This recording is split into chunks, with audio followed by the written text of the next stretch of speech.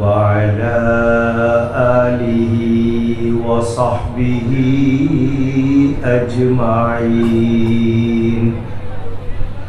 أما بعد فأعوذ بالله من الشيطان الرجيم. بسم الله الرحمن الرحيم.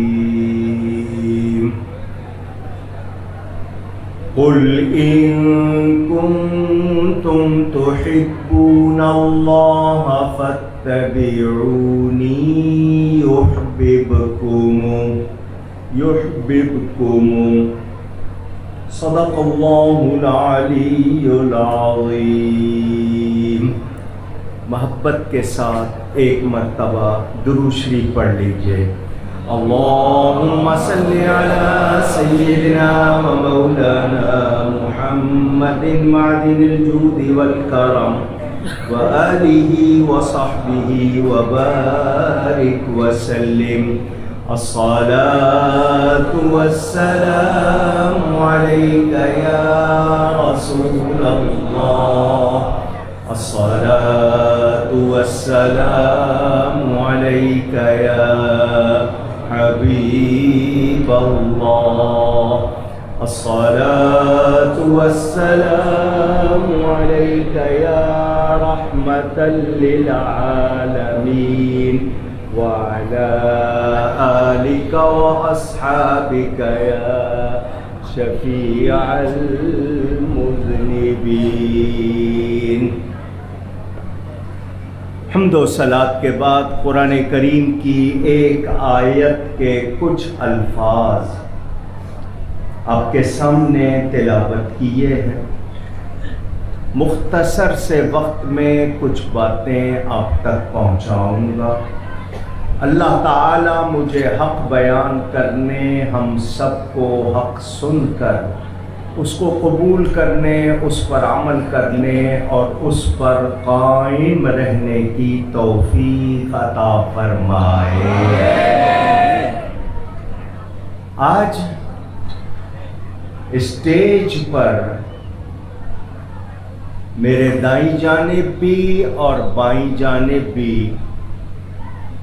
دو ہستیاں تشریف فرما ہیں جن کو ایک مدت کے بعد دیکھ کر دل بہت خوش ہوا ہے. ان کے والد گرامی، ان کے والد صاحب کو آپ سب جانتے ہیں، چاٹگام والے، چٹو گرام والے، پرانے چٹاگام والے. وہ کتنی بڑی ہستی تھے. یہ ان کے شہزادے ہیں. اللہ تعالی ان کی عمر میں، صحت میں برکت فرمائے اور ہم سب ان کے دست و بازو بنے اور ان کا ساتھ دیں تاکہ یہ اپنے والد کے طریقے پر کام کرتے رہیں. بائیں جانب جو ہستی بیٹھی ہے اس پر بنگلہ دیش کے سارے سنی فخر کرتے ہیں. انہوں نے جو خدمات انجام دی ہیں، خاص طور پر ہمارے امام اہل سنت اعلیٰ حضرت مجدد دین و ملت مولانا شاہ احمد رضا خان محدث مجدد بریلوی رحمۃ اللہ علیہ کے کنز الایمان کا ترجمہ کیا اور اس کے علاوہ نور العرفان کی تفسیر کا ترجمہ کیا. ان کا احسان ہے سنیوں پر. ان کے لیے بھی دعا لینے کے لیے دعا. اللہ ان کو سلامت رکھے. بڑی پیاری شخصیت ہے، باغ و بہار شخصیت ہے. اللہ تعالی اس گھرانے کو سلامت رکھے. آج مجھ سے ہمارے میزبان محترم اور آپ کے سب کے پیارے ہر دل عزیز حضرت علامہ مولانا ابو البیان ہاشمی صاحب کے 4 بھائی مجھ سے ملنے آئے اور حضرت قبلہ امین الاسلام ہاشمی صاحب رحمۃ اللہ علیہ کے فرزند بھی ملنے آئے. ہو سکتا ہے میں کل آپ کو کوئی خوشخبری سناؤں، اور اللہ کرے کوئی ایسا ہو جائے کہ اس سارے گھرانے کو میں اکٹھا اس اسٹیج پر دیکھوں انشاءاللہ تعالی. میری نیت میں خیر ہے، اللہ مدد کرے گا. صاحب روضہ اپنا تصرف دکھائیں گے، انشاءاللہ خیر ہوگی. ایک بات پھر کہہ رہا ہوں، پہلے دن بھی کہی تھی، مولانا ابو البیان صاحب پر اعتقادی کوئی اعتراض کسی کو ہے، میں ابھی 2 دن اور ہوں، آئے میرے سامنے بیٹھ کر صفائی کر لیں. ان کی بات غلط ہوگی یہ رجوع کریں گے، دوسرے کی بات غلط ہوگی وہ رجوع کر لیں، ٹھیک ہے. لیکن ہم نے اعلیٰ حضرت امام اہل سنت کا دامن چھوڑنا نہیں. ان کا ہم پر جو احسان ہے، ہم ان کے طریقے پر قائم، نہ ادھر ہٹنا چاہتے ہیں نہ ادھر ہٹنا چاہتے ہیں، ٹھیک ہے. آپ سب کی دعائیں چاہیے، آپ سب دعا کرو گے تو انشاءاللہ یہ سارا گھرانہ پھر مل کر خدمت کرے گا. ٹائم تھوڑا ہوتا ہے، آپ نے بزرگوں کے علماء کے ارشادات سن لیے، پیر صاحب کے کلمات سنے، حضرت کے تبرکات سنے. میں 2-3 باتیں سادی سی آپ کو سنا دیتا ہوں. قل، اے میرے حبیب آپ فرما دیجئے. بازار میں آپ کو ترجمہ ملے گا، لکھا ہوگا کہہ دو. قل کا ترجمہ کیا کرتے ہیں وہ؟ کہہ دو. میں نے کیا ترجمہ کیا؟ اے میرے حبیب آپ فرما دیجئے. اسی سے اندازہ کر لو کہ وہ نبی کے لیے کیا سوچتے ہیں اور ہم کیا سوچتے ہیں. جو نبی کا ادب نہیں کرتا وہ کہاں کا مسلمان ہے؟ وہ کیسا ایمان کا دعویٰ کرتا ہے؟ جس کے پاس نبی کا ادب تعظیم نہیں، وہ ہمارے لیے قابل تعظیم نہیں. یہ اللہ قل کیوں فرما رہا ہے؟ میں آپ سے پوچھوں قرآن میں توحید کا بیان کہاں ہے؟ توحید کا مطلب اللہ کو ایک ماننا. میں آپ سے پوچھوں قرآن میں کہاں ہے؟ آپ کو ساری آیتیں یاد نہ ہوں تو آپ کہیں گے جی ہمیں معلوم ہے. اللہ فرماتا ہے قل هو اللہ احد. اے میرے حبیب آپ فرما دیں وہ اللہ ایک ہے، وہ اللہ ایک ہے. قل کا لفظ ایک طرف کر دو، اس کے بعد کلمہ ہے هو اللہ احد، وہ اللہ ایک ہے. قل ایک طرف رکھو، اتنا پڑھو گے وہ اللہ ایک ہے تو کوئی پوچھنے والا پوچھے گا وہ اللہ کون؟ اللہ بھئی وہ اللہ کون؟ اللہ. تو یہ قل اسی کا جواب ہے، وہ اللہ جس کا پتہ مصطفیٰ نے بتایا. اللہ سمجھ آ رہی ہے بات؟ پوچھ رہا ہوں اگر نبی نہ ہوں تو کیا ہم خدا کو پہچان سکتے ہیں؟ آپ کہیں گے جی میں پہچان سکتا ہوں. میں پوچھوں گا کیسے؟ آپ کہیں گے قرآن سے. تو میں کہوں گا قرآن کہاں سے ملا ہے؟ وہ بھی تو نبی سے ملا ہے. نبی نے فرمایا یہ جو ابھی میں کہہ رہا ہوں یہ میری بات ہے، اب جو میں کہوں گا وہ اللہ کا کلام. منہ ایک ہے، بولنے والے 2 ہیں.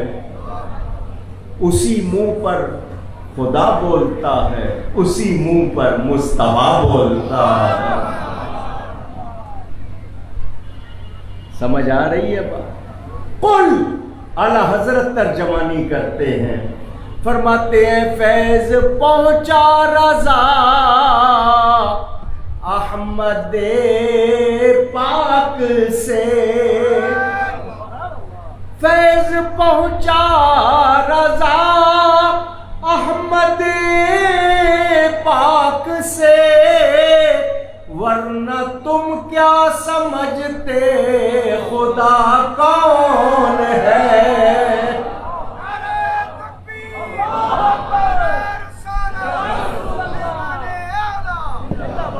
سنو، ہمیں تو خدا بھی ملا ہے تو بارگاہ مصطفیٰ سے ملا ہے، قرآن ملا تو نبی کی بارگاہ سے، ایمان ملا تو نبی کی بارگاہ سے، رمضان ملا تو نبی کی بارگاہ سے، خود رحمان ملا تو نبی کی بارگاہ سے۔ اعلیٰ حضرت پھر جھوم اٹھے، فرماتے ہیں لا ورب العرش، جس کو جو ملا ان سے ملا۔ لا ورب العرش کا مطلب عرش کے رب کی قسم۔ اور یہ علماء بیٹھے ہیں، ان سے پوچھو اللہ کی قسم اٹھا کے جھوٹ بولنا جائز ہے کیا؟ نہیں، بات کفر تک جا سکتی ہے، اتنا سخت معاملہ، اور وقت کا امام قسم اٹھا کے بات کر رہا ہے، کیا مطلب شک شبے کی گنجائش نہیں۔ لا ورب العرش، جس کو جو ملا ان سے ملا، بٹتی ہے کونین میں نعمت رسول اللہ کی صلی اللہ علیہ وسلم۔ تو اللہ فرماتا ہے قل، اے میرے حبیب آپ فرما دیں، ان کے کانوں میں اتنی طاقت نہیں میری آواز سن سکیں، ان کی آنکھوں میں اتنی طاقت نہیں کہ مجھے دیکھ سکیں، مجھے دیکھنا تو دور کی بات، یہ میرے بنائے ہوئے سورج کو آنکھ بھر کے نہیں دیکھ سکتے، تو یہ مجھے کیا دیکھیں گے؟ اے میرے حبیب، میں نے مخلوق کے اور اپنے درمیان تجھے واسطہ بنا دیا، اب میری جو بات ان کو پہنچے گی تیرے ذریعے پہنچے گی۔ تو جب نبی کا دامن چھوڑ دے تو اللہ کی بات پہنچ سکتی ہے؟ اونچی؟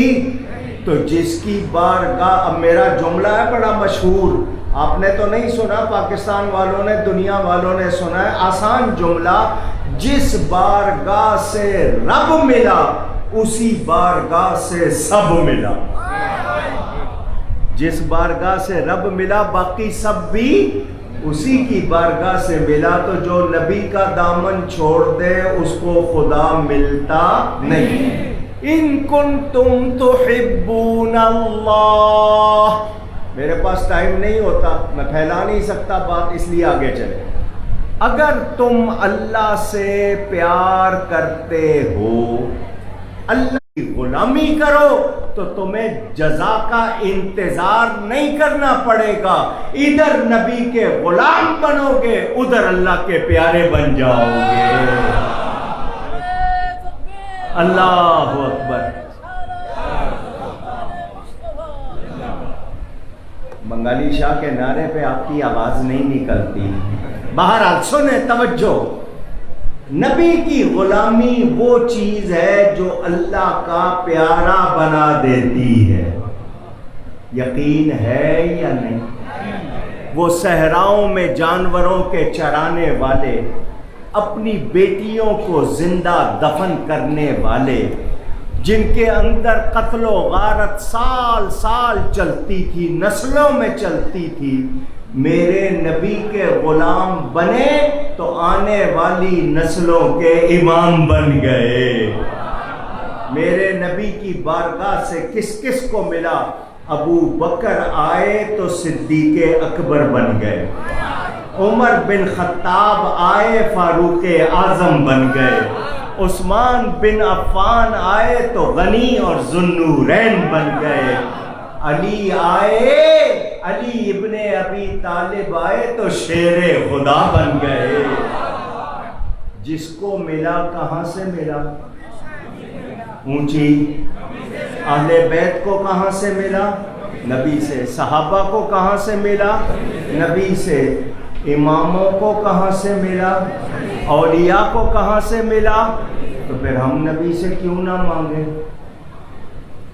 جب سب کو نبی سے ملا ہے تو ہم بھی کہتے ہیں تمہیں سے مانگیں گے تم ہی دو گے، تمہیں سے مانگیں گے تم ہی دو گے۔ یہ میں اپنی طرف سے نہیں کہہ رہا، قرآن پڑھو، اللہ تعالیٰ ارشاد فرماتا ہے وَلَوْ أَنَّهُمْ رَضُوا مَا آتَاهُمُ اللَّهُ وَرَسُولُهُ، اللہ فرماتا ہے راضی ہو جاؤ اس پر جو اللہ اور اس کا رسول، اللہ فرماتا ہے هَذَا عَطَاؤُنَا فَامْنُنْ أَوْ أَمْسِكْ بِغَيْرِ حساب، یہ ہماری عطا ہے، جس پر چاہو احسان کرو، جس سے چاہو روک لو، کوئی حساب و کتاب نہیں۔ اللہ فرما رہا ہے ان کو سمجھ نہیں آئی، یہ نہیں سمجھے، ہمیں سمجھ آ گئی۔ حضور نے فرمایا اوتی تو مفاتیح کل شیء، اللہ نے مجھے ہر شے کی چابی دے دی ہے۔ تالا جانتے ہیں؟ تالا، تالا کس کے اختیار میں ہوتا ہے؟ چابی والے کے، وہ کھولے یا نہ کھولے۔ حضور فرما رہے ہیں اللہ نے مجھے ہر شے کی چابی دے دی ہے، پتہ چلا نبی کو اختیار دے دیا ہے۔ چلے میں سمجھا دوں، یہ آپ کے ہاں کا ایک نوٹ ہے 500 کا، میں دے دوں شمس الدحا صاحب کو اور کہوں میں آپ کو دے رہا ہوں مگر آپ کو خرچ کرنے کا اختیار، تو یہ کہیں گے مولانا صاحب اپنے پاس رکھو۔ جب اختیار نہیں ہے، جیب میں پیسہ ہو، کسی چیز کو کھانے کو جی چاہے پیسہ ہے، خرچ کرنے کا اختیار نہیں، تو میں نے اپنا دل جلانا ہے؟ آپ ایسا نوٹ اپنے پاس ہی رکھو، دینا ہے تو اختیار دو تاکہ میں جو چاہوں کروں۔ سمجھانے کے لیے بات کی، اللہ نے چابی دی تو اختیار دیا یا نہیں دیا؟ فرمایا محبوب جس کو چاہو، جس کو چاہو، جو چاہو دے دو۔ فرمایا ابو بکر تم جنتی، عمر تم جنتی، عثمان تم جنتی، علی تم جنتی، طلحہ تم جنتی، زبیر تم جنتی، سعد تم جنتی، سعید تم جنتی، عبد الرحمن تم جنتی، ابو عبیدہ تم جنتی۔ اپنے شہزادوں سے فرمایا حسنین کریمین سے تم جنت کے جوانوں کے سردار، بیٹی سے فرمایا تو سارے جہانوں کی اور جنت کی عورتوں کی سردار۔ نبی جس کو دیتے ہیں ایسا دیتے ہیں پھر مانگنے کی ضرورت نہیں پڑتی، تو سب کو کہاں سے ملا؟ تو پھر ہم بھی کہتے ہیں تمہیں سے مانگیں گے تم ہی دو گے۔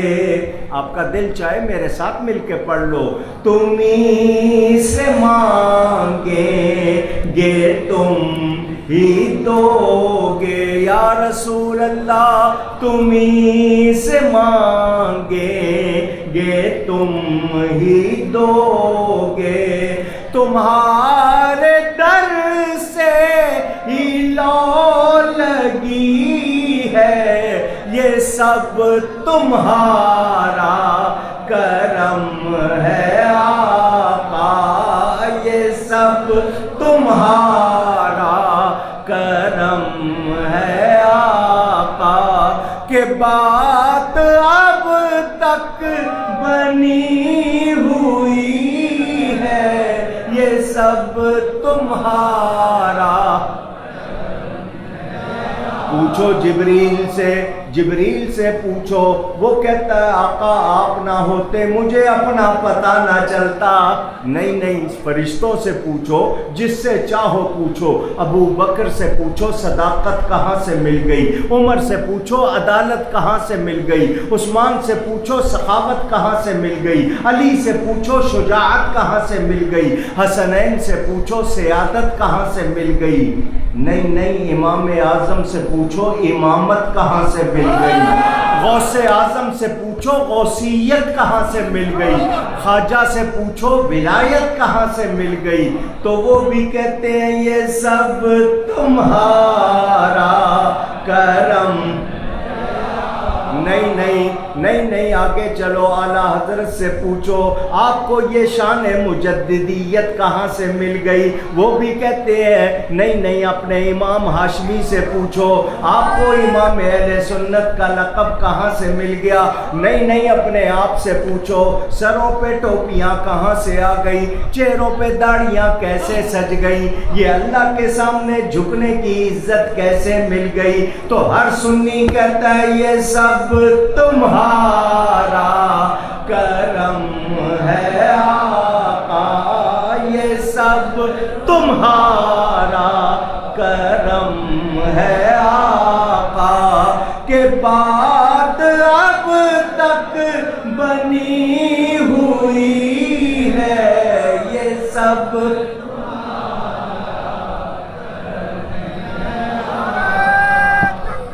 اللہ۔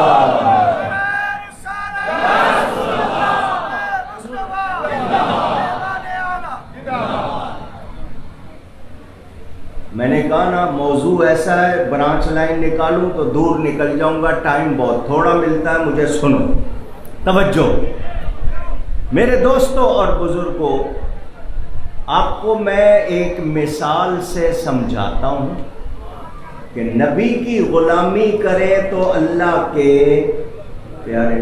اچھا، آپ اپنی مرضی سے نماز پڑھ سکتے ہو؟ پوچھ رہا ہوں۔ ایک جوان آدمی اٹھے اور جوان اٹھ کے کہے کہ صبح 2 رکعتیں فرض ہیں، 2 سنت ہیں، میں جوان ہوں، میں زیادہ پڑھ سکتا ہوں، میں 2 کی جگہ 4 پڑھوں گا تو کیا اس کو الاؤ ہوگا، جائز ہوگا؟ ایک شخص کہے جی میں 24 گھنٹے روزہ رکھ سکتا ہوں، میں افطاری نہیں کروں گا، میں سحری کے بعد 24 گھنٹے روزہ رکھوں گا، رکھ سکتا ہے؟ اونچی نبی کی غلامی کرنی پڑے گی، اس کے بغیر بات بن سکتی۔ سنیں، مولانا روم کا نام سنا ہے آپ نے؟ ان کا ایک بہت اچھا طریقہ ہے، وہ کہانی سناتے ہیں، اسٹوری، حکایت، مقصد کہانی نہیں، اس کا جو نتیجہ ہے، ریزلٹ ہے، وہ ان کا مقصد ہے کہ اس کہانی سے سبق کیا ملا۔ تو مولانا اس آیت کو سمجھاتے ہیں، میں آپ کو سنا دیتا ہوں، اگر آپ نے پہلے سنا ہوا ہے تو ذہنوں میں تازہ کر لیں، نہیں سنا تو سن لیں۔ ایک شخص تھا بہرا، انگلش میں ڈیف کہتے ہیں، بنگالی میں کیا کہتے ہیں؟ بہرا ہی کہتے ہیں، بہت اچھی بات ہے، اس کا مطلب سارے دنیا میں بہرے ہی ہوتے ہیں، کچھ اور نہیں ہوتے، چلو ٹھیک ہے۔ بہرا تھا، اس کا دوست تھا، اس کو اپنے دوست سے بہت پیار تھا، دوست ہوتا ہی وہ ہے جس کو پیار ہو۔ اس کا دوست پڑ گیا بیمار، سک، النس، تکلیف آ گئی۔ اس نے کہا کہ مسلمان کے مسلمان پر 5 یا 6 حق ہیں۔ کتنے؟ آپ کو معلوم ہے؟ مسلمان کے مسلمان پر 5 یا 6 حق ہیں۔ اگر نہیں پتہ ہے تو پھر آپ کیسے ادا کریں گے؟ سلام کرے تو جواب دے، چھینک آ جائے تو دعا دے، بیمار پڑ جائے تو مزاج پرسی کرے، اس کا حال پوچھے، دعوت کرے تو قبول کر لے، مر جائے تو جنازے میں جائے، یہ اس کے حق ہیں۔ تو اس نے کہا ایمانی حق بھی ہے اور دوست ہے. تو لقاء الخلیل شفاء العلیل، دوست کا ملنا بیمار کے لیے شفا ہے. دوست کو دیکھتا ہے خوش ہو جاتا ہے، بیماری بھول جاتا ہے. تو مجھے اس کا حال پوچھنے جانا چاہیے. اب اس نے ارادہ کر لیا. مولانا بیان ہاشمی کے پاس نہیں آیا، حضرت مولانا عبد المنان صاحب کے پاس نہیں آیا، یہاں آپ کے انجمن والوں کو کسی کو نہیں بلایا کہ آؤ مجھے بتاؤ، میں ہوں بہرا، بیمار کے پاس جا رہا ہوں، مجھے اونچا سنائی دیتا ہے، وہ بیمار ہے، کمزور ہے، اس کی آواز نہیں نکلے گی، میں کیسے سنوں گا، کیسے جواب دوں گا. اس نے کسی سے مشورہ نہیں کیا، کسی کو گائیڈ رہنما نہیں بنایا، خود استاد بن گیا. میں جاؤں گا، جا کر کروں گا سلام. کیا کروں گا؟ اب سلام کا پورا ایک موضوع ہے، اس پہ تقریر کروں. مسلمان کو چاہیے مسلمان سے ملے تو کیا کرے؟ گھر جاؤ تو گھر والوں کو اونچی. آپ اپنی بیوی کو سلام کرتے ہو؟ اب نہیں بولو گے. جو راستے میں چل رہی ہے اس کو جھک جھک کے سلام کرتے ہو. بیوی کو سلام کرتے ہوئے شرم آتی ہے. ایسا ہی ہے نا؟ حکم کیا ہے؟ گھر جاؤ تو گھر والوں کو کیا کرو؟ آپ نہیں کرتے. آج کل انگلش آ گئی ہے، دور سے ہائے. جب ہائے سے شروع ہوگا تو پھر انجام کیا ہوگا؟ وہ بھی آگے سے کہتا ہے بائے، چھٹی. ہائے اور بائے میں ختم. یہی ہو رہا ہے نا؟ آپ سلام کرو، اس پہ سلامتی بھیجو، وہ آپ پر سلامتی بھیجے. بولو محبت ہوگی یا نہیں ہوگی؟ تو سلام کیا کرو. اب سلام کے موضوع پر بڑی باتیں ہیں اور بھی، لیکن ابھی نہیں کر رہا. آج ہی کر دوں گا ساری تو پھر دوبارہ کون بلائے گا مجھے. سنیں توجہ سے. سلام کروں گا، وہ جواب دے گا. سلام کر کے میں پوچھوں گا کیا حال ہے. کیا پوچھوں گا؟ تو وہ کہے گا پہلے سے بہتر ہے، افاقہ ہے، اچھا محسوس کر رہا ہوں. تو میں کہوں گا الحمدللہ. سوال بھی خود سوچا، جواب بھی خود سوچا، اور جواب کا جواب بھی خود سوچ لیا. پہلے میں یہ کہوں گا کیا حال ہے، وہ کہے گا اچھا ہوں، میں کہوں گا الحمدللہ. پھر میں دوسرا سوال کروں گا کون سی دوا استعمال کر رہے ہو، کون سی دوا لے رہے ہو. تو وہ کسی اچھی دوا کا نام لے گا. تو میں کہوں گا جاری رکھنا، کنٹینیو کرنا، اس دوا کو چھوڑنا نہیں. پھر میں تیسرا سوال کروں گا کون سے ڈاکٹر حکیم کا علاج کرا رہے ہو. تو وہ شہر کے مشہور ڈاکٹر کا نام لے گا. تو میں کہوں گا وہ بڑا مشہور ہے، اس کی بہت شہرت ہے، دیکھو اس کو بدلنا نہیں، اسی کے پاس جانا ہے. یہ تین سوال سوچ کر کہ پھر مریض کے پاس زیادہ دیر نہیں بیٹھنا چاہیے، اس کو آرام کرنے دینا چاہیے. میں آ جاؤں گا. اس کا مقصد کیا تھا؟ دوست کو خوش کرنا. مقصد کیا تھا؟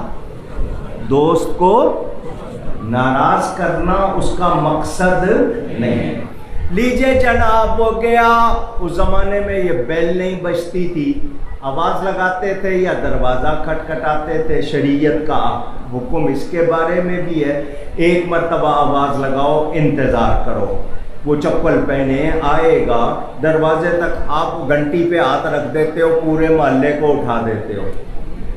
غلط طریقہ.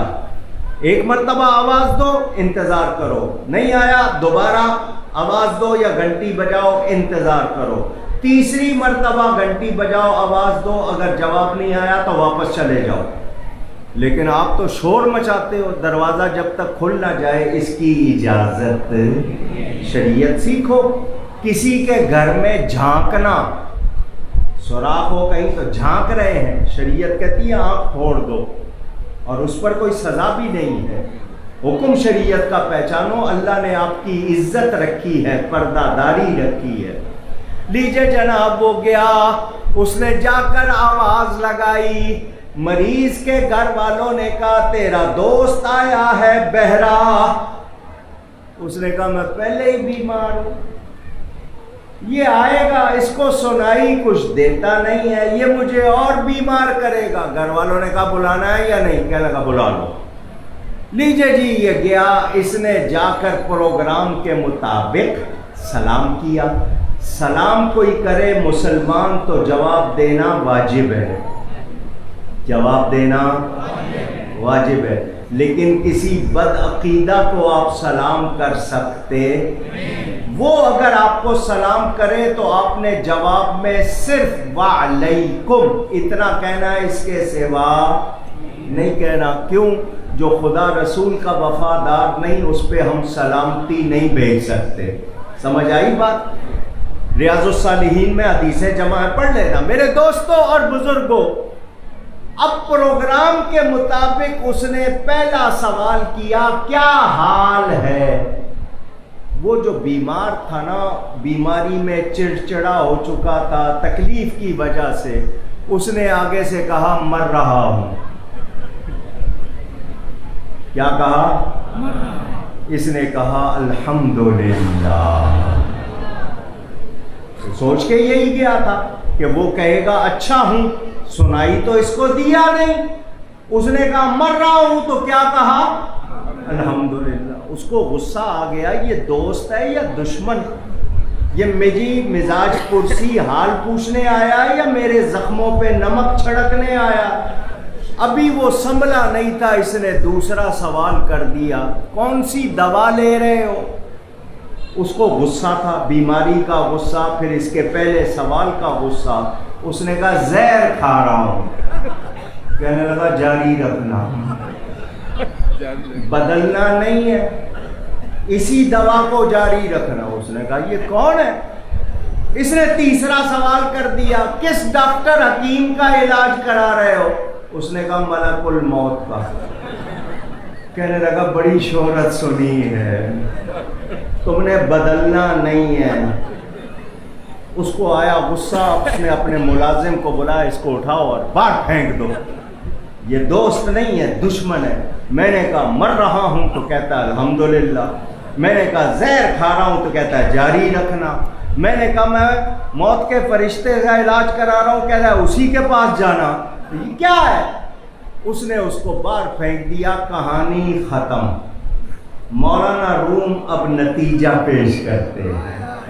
فرماتے ہیں وہ دوست کو ناراض کرنے نہیں گیا تھا، خوش کرنے گیا تھا، مگر کسی کو رہنما نہیں بنایا، گائیڈ نہیں بنایا، استاد نہیں بنایا.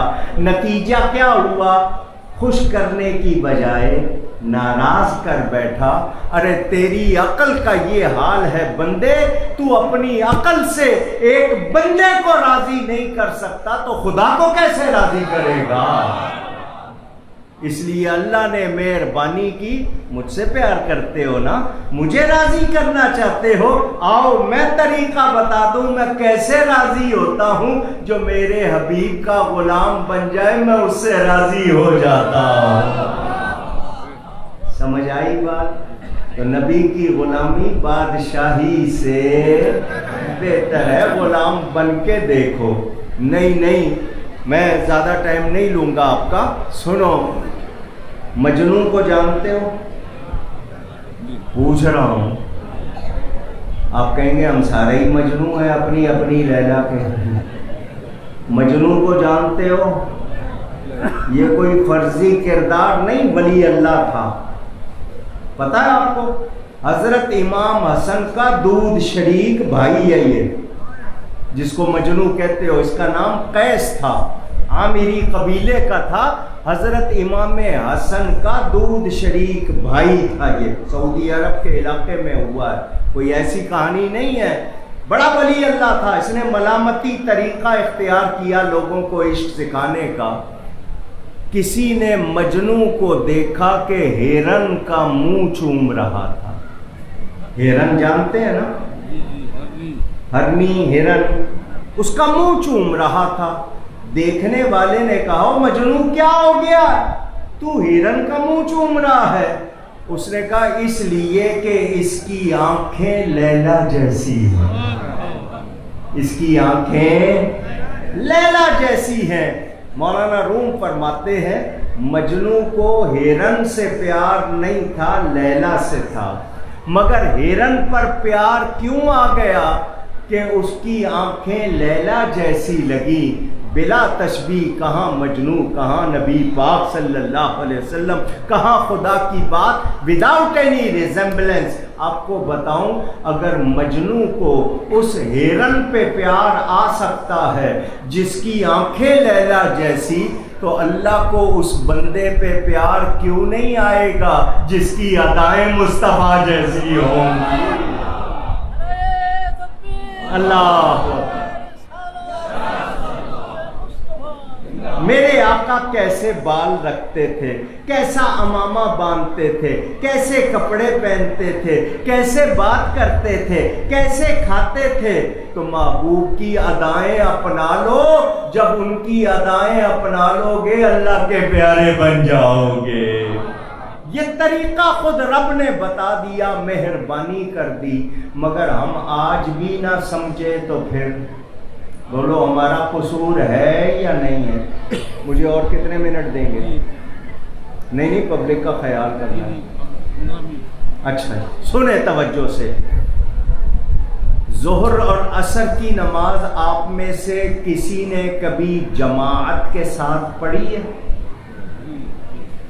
فجر میں گئے تھے تو مولانا صاحب جماعت کرا رہے تھے تو آواز آ رہی تھی قراءت کی, صحیح ہے.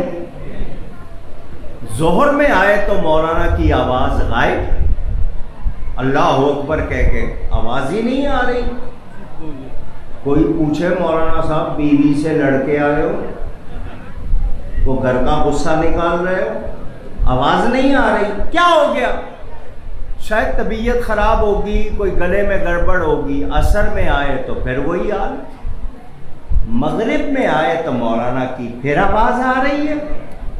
تو کسی نے پوچھا مولانا صاحب ظہر عصر میں بیٹری فیل ہو گئی تھی, کیا ہو گیا تھا؟ تو مولانا کہیں گے ظہر عصر میں آواز کے بغیر پڑھنا سنت ہے. ظہر میں عصر میں آواز کے بغیر پڑھنا یہی سنت ہے. آج کوئی بڑے سے بڑا مفتی آواز کے ساتھ پڑھ سکتا نہیں. کیوں؟ نبی نے ایسا کیا. اب نبی نے ایسا کیوں کیا آپ کو وجہ معلوم ہونی چاہیے, آپ کی ہوگا شوق کہ کیوں کیا. میرے پیارے نبی پاک صلی اللہ علیہ وسلم نے جب کھلے عام اوپنلی نماز پڑھنا شروع کی تو جو کافر وڈیرے تھے, سردار تھے نا, جو امیر لوگ تھے, انہوں نے لونڈوں کو بلایا, لڑکوں کو ہم تمہیں پیسے دیں گے, جب مسلمان نماز پڑھے تو شور کرنا, ہوٹنگ, آوازیں لگانا. انہوں نے لڑکوں کو اس طرح ہائر کر لیا. نبی پاک نے جب دیکھا, ایک دن دو دن, تو صحابہ سے کہا میرے صحابیوں, ہم جب فجر پڑھتے ہیں یہ سو رہے ہوتے ہیں, مغرب عشاء میں یہ اپنے گھروں میں چلے جاتے ہیں, شور کرتے ہیں ظہر عصر میں, تو ظہر عصر میں بغیر آواز کے پڑھ لیا کرو. جو نبی نے کیا اس کے خلاف کر سکتے ہیں؟ اللہ فرماتے ہیں فاتبعونی, میرے نبی کے غلام بن جاؤ, جیسا یہ کر رہے ہیں ویسے کرو, تب پیارے بنو گے. اپنی مرضی سے ہمارے پیارے بن سکتے نہیں. چلیں اور سناؤں. اللہ نے جس کو توفیق دی ہے, جس نے حج کیا ہے, اللہ اس کا قبول کرے اور ہم سب کو بھی حج کی توفیق عطا کرے. حج میں دو چیزیں لازمی ہے, طواف اور عرفات کے میدان میں ٹھہرنا, وقوف عرفہ. 9 تاریخ حج کے مہینے کی عرفات کے میدان میں حاجی ٹھہرتا ہے، اس کو رکن اعظم کہتے ہیں۔ جو وہاں پہنچ گیا عرفات کے میدان میں اس کا حج ہو گیا۔ حاجی حج کر کے سارا دن دعائیں کرتے ہیں، روتے ہیں، گڑ گڑاتے ہیں، مغرب کی اذان وہاں پر سنائی دیتی ہے۔ کون سی اذان؟ کیونکہ مغرب کب ہوتی ہے؟ جب سورج غروب ہو جائے، ڈوب جائے، اذان ہوتی ہے، مگر کوئی وہاں مغرب کی نماز نہیں پڑھتا۔ جنہوں نے حج کیا ان کو یاد ہے یا نہیں ہے کہ 9 تاریخ کو عرفات میں کوئی مغرب کی نماز؟ قرآن کہتا ہے ان الصلاۃ کانت علی المؤمنین کتابا موقوتا، کہ مومنوں پر نماز وقت مقررہ جو مقرر کر دیا اس میں فرض ہے۔ مغرب کا ٹائم، غروب آفتاب، سورج غروب ہو گیا، نماز پڑھو۔ ابھی تازہ تازہ حج کیا ہے، حاجی بنے ہو اور نماز نہیں پڑھ رہے، کوئی نہیں پڑھتا۔ وہاں سے آتے ہیں مزدلفہ، جس کو قرآن نے مشعر حرام کہا۔ کوئی پیدل آتا ہے، کوئی بس پہ، کوئی گاڑی میں، کسی کو 1 گھنٹہ، کسی کو 2، کسی کو 3، کسی کو 4، کسی کو 5 گھنٹے لگتے ہیں۔ رات کے 2 بجے مزدلفہ جا کر ہر حاجی قضا نہیں مغرب ادا پڑھتا ہے، مغرب ادا پڑھتا ہے۔ اس کے بعد عشاء کے فرض اور پھر مغرب کی سنتیں، پھر عشاء کی سنتیں۔ کوئی پوچھے نماز کا ٹائم تو گزر گیا، عشاء کا ٹائم بھی بہت دیر ہو گئی، تم مغرب ادا کیسے پڑھ رہے ہو؟ تو جواب یہ ہوگا میرے نبی نے ایسا کیا ہے۔ نبی کے خلاف کرنے سے بات بنتی نہیں۔ اچھا ایک آیت اور سنا دوں، پھر زیادہ نہیں ٹائم لیتا آپ کا۔ قرآن کہتا ہے وَلَا تَمْشِ فِي الْأَرْضِ مَرَحًا، زمین پر اکڑ کر مت چلو، زمین میں اکڑ کر مت چلو۔ چلو خرامہ خرامہ شان والی، لیکن جو لوگ اکڑ کے چلتے ہیں اللہ کو پسند، اِنَّكَ لَن تَخْرِقَ الْأَرْضَ وَلَن تَبْلُغَ الْجِبَالَ طُولًا، کیا تو زمین پھاڑ دے گا یا پہاڑ سے اونچا ہو جائے گا؟ کیا کر لے گا؟ اکڑ کے مت چلو۔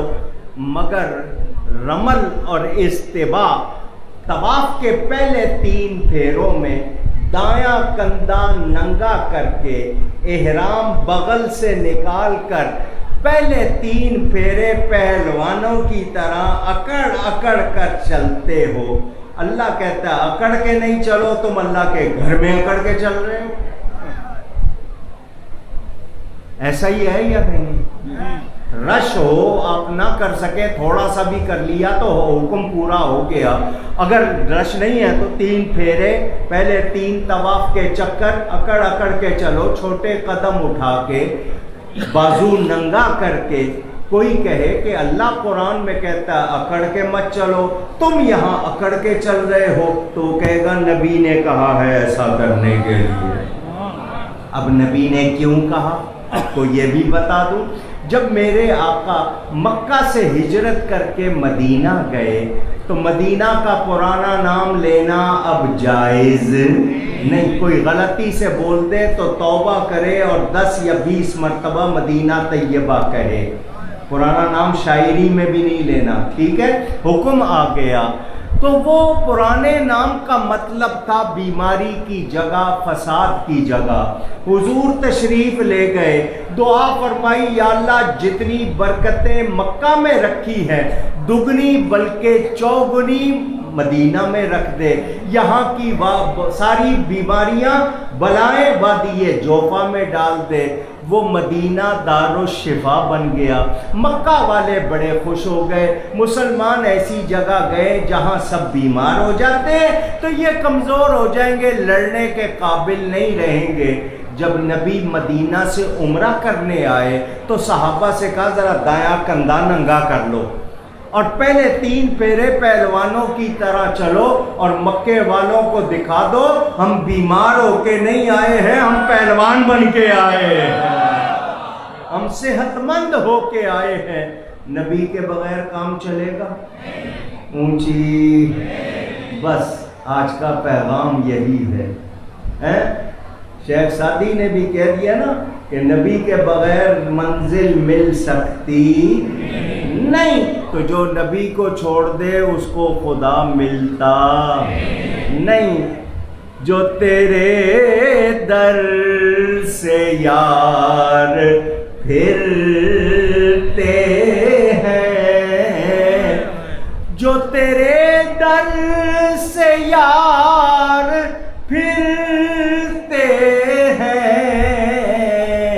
در بدر یوں ہی خار پھرتے ہیں۔ جو نبی کا دامن چھوڑ دے پھر وہ کہیں کا رہتا نہیں۔ تو اللہ فرماتا ہے مجھ سے پیار کرتے ہو میرے نبی کے غلام بن جاؤ، جب ان کے غلام بن جاؤ گے میرے پیارے بن جاؤ گے۔ تو آپ اللہ کے پیارے بننا چاہتے ہیں؟ آواز لگائیں۔ تو پھر کیا کرنا ہے؟ لیکن آپ تو بیوی کے غلام ہیں، آپ تو انگریز کے غلام ہیں، آپ تو دنیا کے غلام ہیں، آپ تو خواہشوں کے غلام ہیں۔ نبی کی غلامی کا دعویٰ نعرہ لگاتے ہیں، غلامی رسول میں موت بھی قبول ہے، جو ہو نہ عشق مصطفیٰ تو زندگی فضول ہے۔ نعرہ لگاتے ہو نبی کی غلامی کا، اور غلامی جھوٹ آپ بولتے ہیں، دھوکہ آپ دیتے ہیں، ملاوٹ آپ کرتے ہیں، بیوی بچوں سے اچھا سلوک آپ نہیں کرتے، تو نبی کی غلامی کہاں ہوئی؟ آؤ میلاد النبی منانے والوں، میلاد مناؤ تو نبی کو بھی مناؤ، اور ان کو منانے کا طریقہ یہ ہے کہ ان کے غلام بن جاؤ۔ جو ان کا غلام بن جائے اس کا بیڑا پار۔ 1000 سال پہلے کس بادشاہ کی کہاں حکومت تھی آپ کو معلوم ہے؟ پوچھ رہا ہوں۔ 1000 سال پہلے عراق میں جو بادشاہ تھا اس کا نام کیا تھا؟ لاہور میں جو بادشاہ تھا اس کا نام سب کو معلوم نہیں، مگر غوث پاک کا نام معلوم ہے یا نہیں ہے؟ داتا گنج بخش کا نام معلوم ہے یا نہیں ہے؟ بادشاہ کرسی پہ تھا گیا، لیکن غوث پاک نے نبی کی غلامی کی، آج بھی ہمارے سروں کے تاج ہے۔ اللہ ہم سب کو توفیق دے۔ گفتگو میں مجھ سے کہیں کوئی غلطی ہوئی ہو، اللہ تعالیٰ اس کے رسول صلی اللہ علیہ وسلم کی بارگاہ میں توبہ کرتا ہوں۔ آپ سب کا بہت شکریہ، ان 2 حضرات کا اور زیادہ شکریہ کہ میری خاطر یہ بیٹھے، انہوں نے زحمت کی، اللہ ان کو جزائے خیر دے۔ آپ سلامت رہیں۔ السلام علیکم ورحمۃ اللہ وبرکاتہ۔